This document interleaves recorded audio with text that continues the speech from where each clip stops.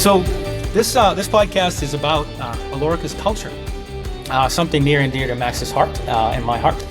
Thanks, Mike. I'm excited to be here with you again today for episode 007, and who more appropriate than that than the James Bond of Alorica, Joyce Lee, our Chief Culture Officer and one of the founders of Alorica. She is also the founder of MLBA, which is what we'll be talking about today, and its executive chairman. Joyce, welcome to the podcast as our first guest. Oh, I'm so excited to be here, and thank you so much for having me as your inaugural guest. I'm just sad that it takes your listenership down Just one. by like 10%. Yeah, exactly. Now, our ratings are going to be terrible from this one episode because we're losing one of our listeners. So Right, but so I really appreciate you both having me, and I'm not going to lie, I did a little homework. I listened to all the podcasts, and I actually liked Mike's comment where he said maybe we should rebrand it as Random Ramblings, and I think that actually should stick. you'll find it's funny that as much intelligent things as people think we say, these are mostly just ramblings, as you said, on different topics. And today's rambling, but a very important one, is culture. Maybe you kind of take us back to the future, right? To say, like, when you first started MLBA and Alorica, kind of what's the origin story? How did you get there? Because a lot of companies talk about CSR and other kinds of responsibility aspects, but something that I know you practice and preach for a long time. So maybe take us back to the beginning. I will take you back probably to when Alorica's culture, as we know it today, started. And I will tell you, of course, a funny story. MLBA actually had already started. And actually, MLBA is the crux of our culture. And I can go into that later. But the funny thing is, Andy came home one night, our illustrious co-founder, the founder, the big man, the big cheese. And he came home really late one night, and he walked up to me and he was like, "I know what I want you to do." And my first thought was, I think I already have a job, but okay, let's go with it. Because I want you to make our people happy.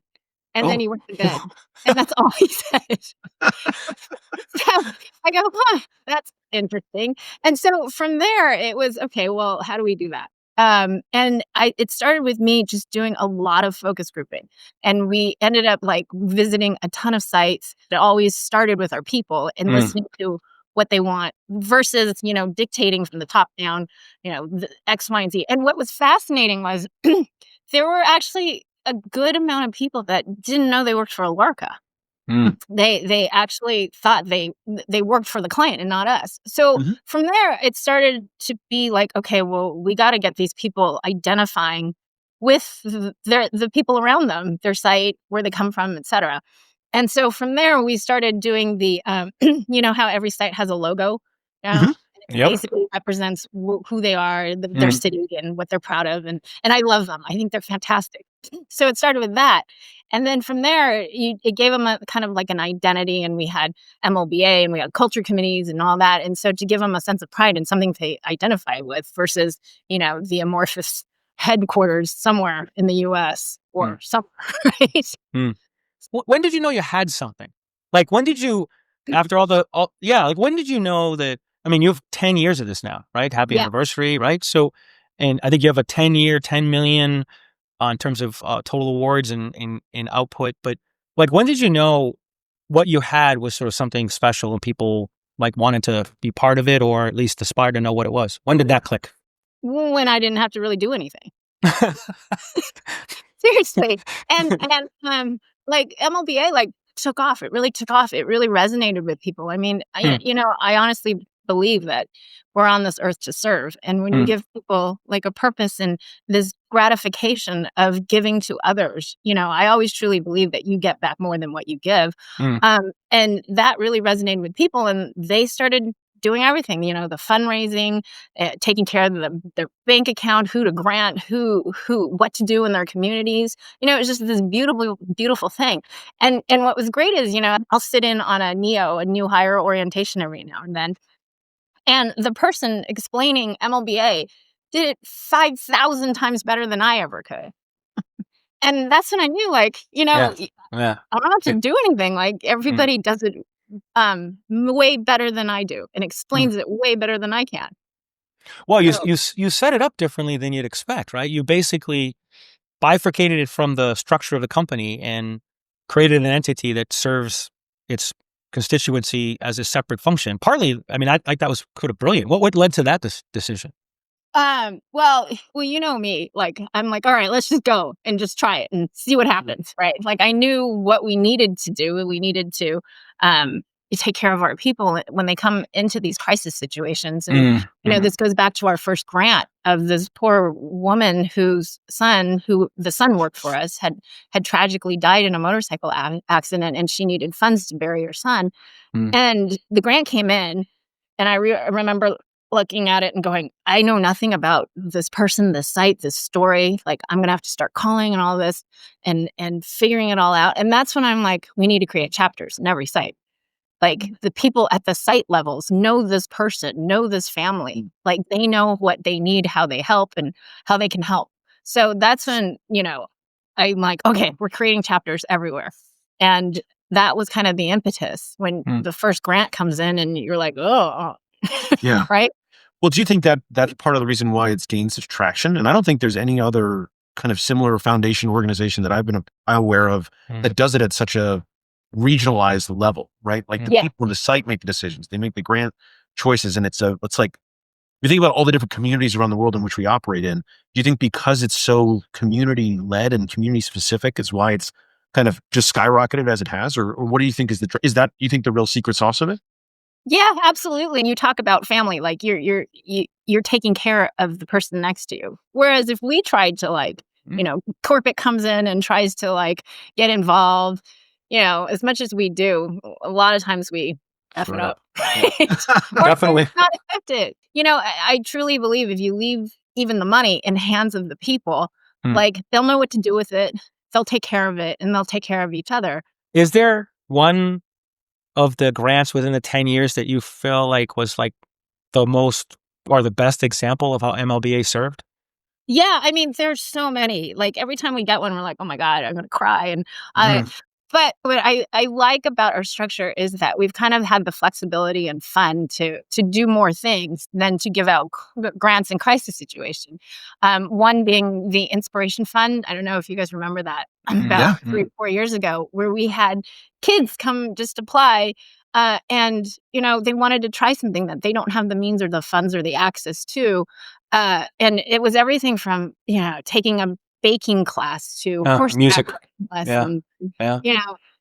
Hey, I always wanted to play the guitar, so we bought somebody a guitar. All these things that sometimes we take for granted. They were over the moon. And what I especially loved is, me, I try to get my kids involved in everything. So I had our Next Gen, which is our kids, chapters all around the world, vetting the applications and interviewing the kids.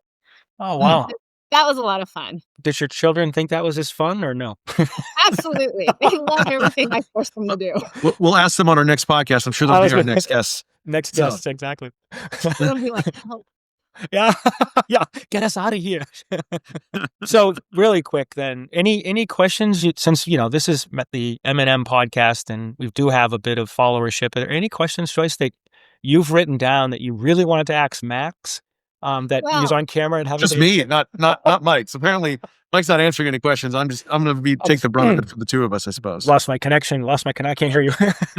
Well, first of all, I actually want to thank both of you. You guys have been huge supporters of MLBA and our culture. And, you guys are always the first ones to step up and make contributions and your, voluntold our esteemed, leadership of doing the same. So I want to thank you both for doing so and carrying on the tradition of this culture. Absolutely.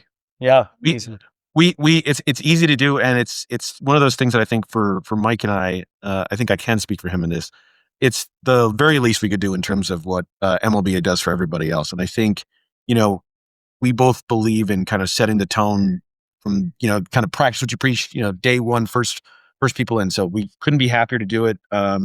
And so, maybe we'll try to find other ways to even increase MLBA's reach and funds even more. So it's not going to stop anytime soon. Very quick story. Max and I, we do enjoy visiting the sites because it kind of connects this little square window we speak in every day, puts reality to the situation. We had one event that kind of opened the door for why MLBA and the the donations requirement was needed for us is we were walking, I won't say the site, we were in the US. We were walking through one of the sites and it had a closet. And in the closet, Max and I were like, what's that stuff? And they were like, oh, this is just extra goods that we stock, stuff that people themselves donate, and it's for Thanksgiving. It's just, stuffing and cranberry sauce, stuff that people couldn't afford to go buy, but they really want to have a Thanksgiving dinner. And so Max and I were bitten by how can we give you some cash right now to stock this to twice the size you should be? Because that was sort of like an eye-opening experience of just, hey, listen, everybody's stretching. And just a little bit here helps with some of the pain, and people could anonymously go in and pick what they needed and fill a small bag and kind of make somebody's Thanksgiving that much better. So I think that was the time Matt and I looked at each other and said, we need to figure out some mechanism to put more into the people's hands as much as we can anyway, to make lives easier. So that, I think that was the sort of turning point, and that was very early from when we took over. I think it was with like weeks. So that's probably what made us push people to help, the fund get that much larger to make you be able to get more reach out there.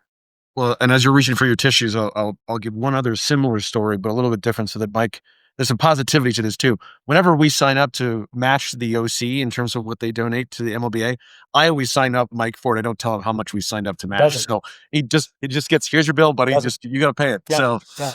that's the fun side of it. After my paycheck arrives, I usually call Max first, not my wife, and I say, hey Max, did we give whatever number?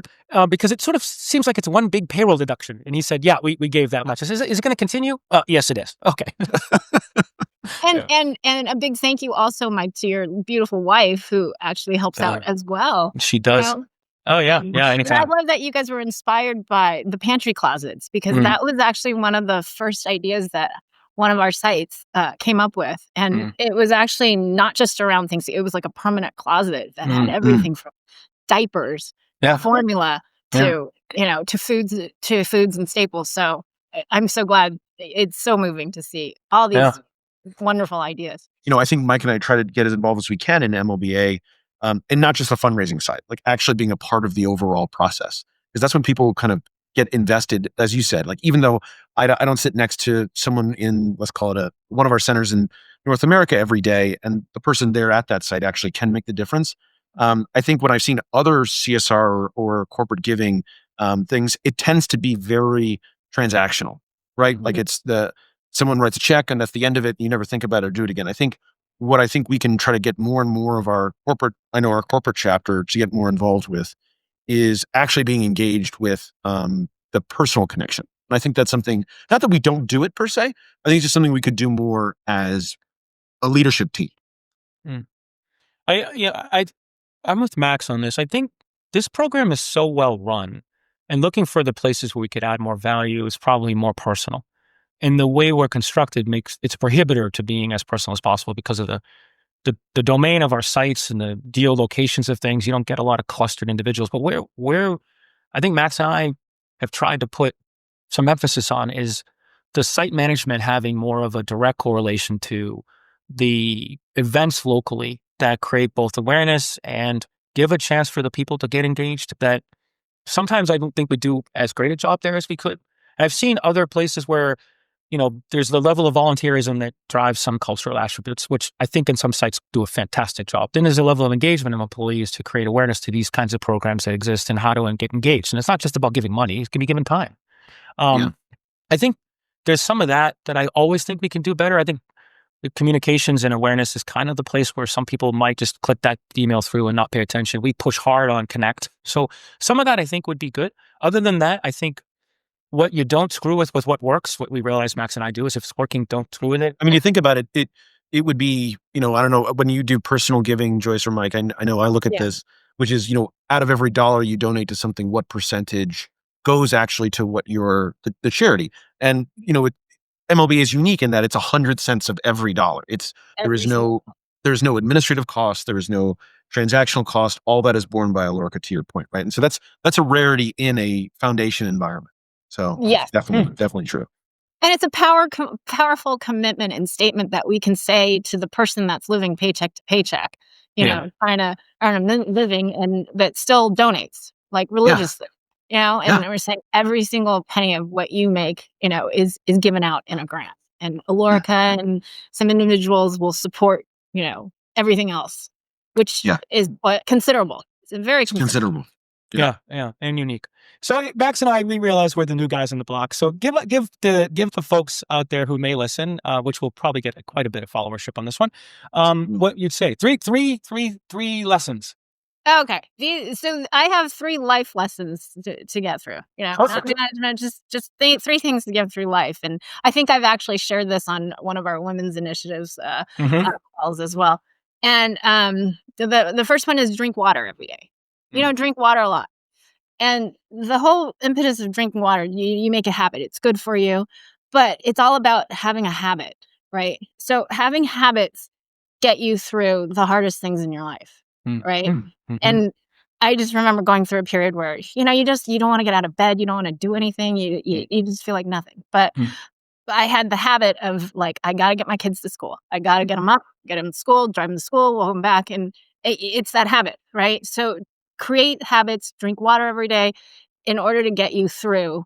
Because there's a season for everything. And the saying of this too shall pass, it works. It actually does work. So in order to get through there, just have habits, whether it's working out every day, drinking water, anything, just have those habits.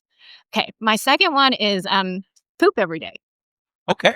Yep. That would be good. Biologically, pooping, it's good for you. It makes you feel better. Poop every day. And the reason behind that is there's so many things in your head all the time. You need to expel some stuff, right? So pooping is get rid of things. Just let it go. Get it out of your head. Let it go. Poop every day. Get rid of weight. So not actually poop, but poop all the bad stuff out, right? Well, that's the trick. Is you should actually poop too. Oh. You should every day. Just expel something every day. Yes. That's what you're saying. Yes. So, unfortunately, tomorrow I might be thinking of Joyce as I poop, but I don't. That's fine. And you'll feel better. So, they're all very figurative and literal. Yeah, literal. And then the last thing is laugh. Make sure you laugh. It's the best way to diffuse any situation. Having laughter, it's the best. I use it, especially I use my grumpy teenagers as an example, right? They don't want to be near you. But if I make them laugh, it immediately gets them to relax, to calm down. Maybe I get a hug. That's fantastic. I'm 99% sure we'll not get another guest on this show. But if we do, and they come up with those words of wisdom, it's fantastic. Well, it'll be 10% because I'll be back for the next one. Oh, right. Okay. Yeah. Ratings will be up. Ratings will be back up. Actually, it's just going to go to the Joyce podcast instead of the M&M podcast. Exactly. Random ramblings. Well, we'll give everybody a quick call to action then, right? So plug for our MLBA. Go to livesbetter.org, please.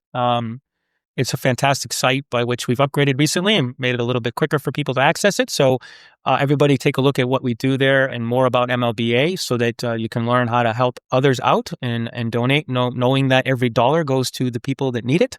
And all of the other costs related to running the program are bared by Alorica and happily done so. So please do that if you could in all way. And we'd like to thank Joyce for being our first, maybe only guest. Maybe the first and the last, but we'll see. Yes, No, it's an honor to have you here, Joyce, and this has been absolutely great. I mean, I can't say, to Mike's point, the call to action from us is from both of us. Do what you can, get involved, donate time, money, activity, or if you need to ask for help, it's a perfect place to ask for help. So, we're so happy to have you here and to talk about something as important to, I think, all three of us as our culture and MLBA. So congratulations on 10 years, $10 million and 15,000 grants. Amazing. Well, fantastic. I appreciate both of you so much and your support. And you guys have been tremendous stewards of MLBA as well. And I thank you both for that.